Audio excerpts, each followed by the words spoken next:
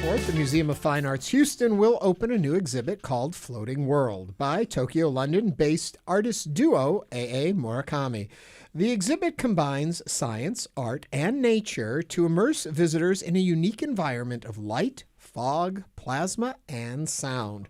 With us now to tell us more is Bradley Bailey. He is the Ting Sung and Wei Feng Chao Curator and Chair of Asian Art at the Museum of Fine Arts Houston. Bradley, welcome. Thank you. Thank you for having me. Good morning. This exhibit, and we'll talk a lot more about it, but I want to start with the fact it's its first time showing here in the U.S. Yes, this is their American debut. How did you folks get it? Well, I've actually been friends with the artists for probably about 15 years now. So I followed their work, and they recently had they showed one of these works at M+ in Hong Kong, and the line went around the block and up 3 floors into the building. So that was a good sign, right? We need to have something like that for Houston. And so through speaking with them and allowing them to our facility and see how large our museum is, it really inspired them. And so this is their biggest show ever, and yeah, it's their first American one. So we're very, very lucky. For folks who are expecting, when you say Museum of Fine Arts Houston, beautiful paintings on the wall, this really breaks out of that setting. Yeah, it's very different. The artists for the past decade, they've really pioneered this what they call ephemeral tech or ephemeral technology. And so yes, of course, when you come back, I always say you can come visit your old friends at the museum. You know, we always have certain paintings or certain statues on view, and one of the beautiful things about them is they never change. But this work is designed, these artworks are designed to change every time you come. It's a singular experience. So even if you come back every single day, the experience will never be repeated. So this whole idea of like immersive, active art, I went to the X immersive art at the Post that opened in December, where you go into a room after room after room, and you just feel this just sort of amazing, literally immersion into it. This seems to be similar. It might seem similar, but one of the really amazing things that A. Murakami have done is the actual technology that they pioneer. So the first room that you enter, you see these works called Neon Sun. And a big room. Yeah, large rooms. It's a series of 4 rooms, about 25,000 square feet of space. Oh, wow. Okay, so you go to this big room, so you feel really small. Yeah. And what do you see? Well, there are 4 different rooms, and so the first room shows, you'll see what appears to be just like neon tubes, but it's actually tubes of plasma that have been activated using electromagnetic fields, so not with electricity. That's what gives us the northern lights. The sun is made of plasma, and the Earth's magnetic pole causes it to change color. So they recreate that in one of the galleries. They also have what they call GBMs, or giant bubble machines, that out of the darkness emerge these giant fog-filled bubbles. They're 6 to 8 feet in diameter, and they float across the space. And it's all dark except the bubbles are illuminated. So you see them up like above you, like clouds? They look like clouds, or they actually kind of look like opals or pearls because of the way that they're filled with smoke. Oh, cool. And so this exhibit is called Floating World, and it really is taking science and art, and it's putting it together. Where do you think that these artists were gathering their inspiration from? And because we don't often think about science as art. Yeah. Well, so I mean, artists often do use, pioneer new technology throughout history to kind of create art, and that's what they're doing. But they've really been inspired by Japan. I mean, they live and reside in Hayama, which is just outside of Tokyo. And if you come to the museum, actually in the lobby, we're showing a film that they made, and it shows some of the things that inspire them. And so Floating World itself is actually a reference to Japanese culture. In pre-modern Japan, the floating world actually referred specifically to kind of the realm of the pleasure quarters and the places where actors would go.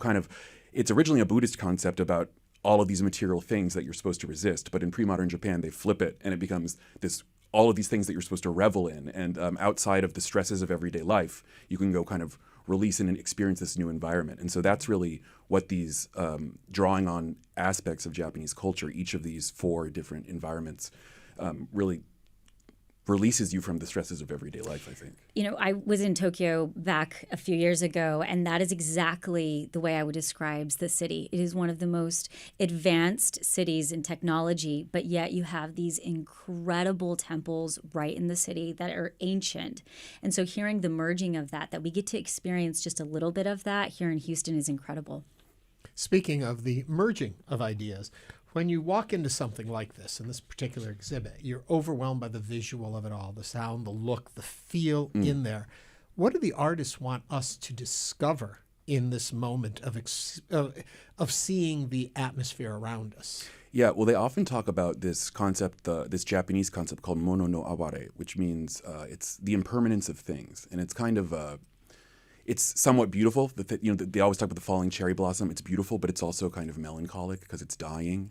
And so, as I said, when you come, these bubbles or these vortex fog rings that project across the space, or they actually create literal lightning in a bottle, and you can hear the thunder from the lightning using plasma and electricity. And so I think they want you to understand that with this ephemeral technology, that it is a fleeting experience, a singular experience that can't be recreated. And what I have found being in the space is that, unlike a lot of other immersive environments or immersive artworks where you sort of go in and you look around and you sort of get it and then you can move on, these works really do reward sitting there and watching them. And in fact, they're quite hypnotic. I find myself sitting in these rooms for minutes at a time over and over again throughout the day. Can you talk about the fourth room, the krypton? Yes. I love this idea. Who knew there was really kryptonite, Ernie? Superman never visits this room. It is. Well, it's strange. Plasma. So I've learned working with them that plasma is the fourth state of matter, and it's actually the most abundant state of matter in the universe. It's just rare on Earth.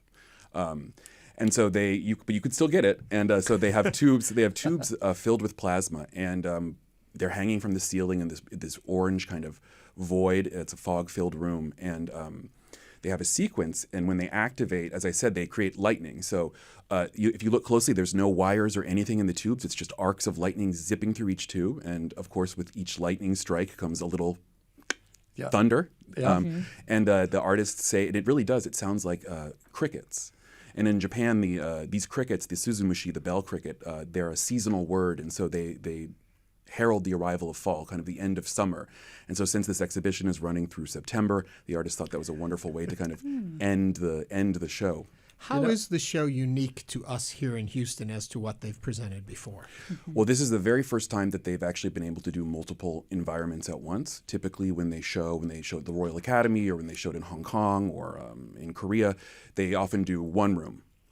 And the rooms are often smaller than, we have Texas-sized rooms. Where's Texas? We got a lot. And so this was really special because it allowed them to realize this project they've had for a really long time, because they've been kind of refining and designing all of these various environments through independent projects, but the real vision was to bring them together. They liken it to an Asian garden where you stroll through all the different sections, and so that's what they were going for with this, and it's the first time ever, so I think it's very, very special. As the curator here, how involved are you in actually what they're presenting, or were you more simply involved in getting them to come here to present? Well, that's interesting. This is kind of unique for me because, again, as chair of the Asian department, the artists I normally work with are dead. Right. In theater, they often say the best playwright is a dead playwright. Yeah, so I get to make a lot more independent decisions working on historic material.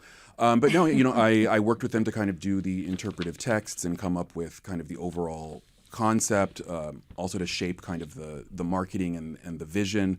And then really, with a project like this, there is involvement from nearly every department in the museum, because we have to involve IT and engineering and facilities and all, because it's very, very complicated. Yeah. And speaking of, I know you're talking about age, but I did notice that these artists are pretty young. I mean, they were born in the 80s.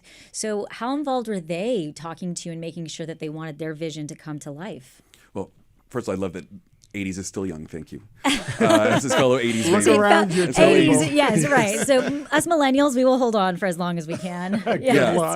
Well, no, they're like all artists, they're very exacting, and I think they, especially with this material, you have to be. I mean, the installation did not take all that long. A lot of the past 4 or 5 days that we spent preparing it to open to the public, we're really testing and calibrating all of the machines. Yeah.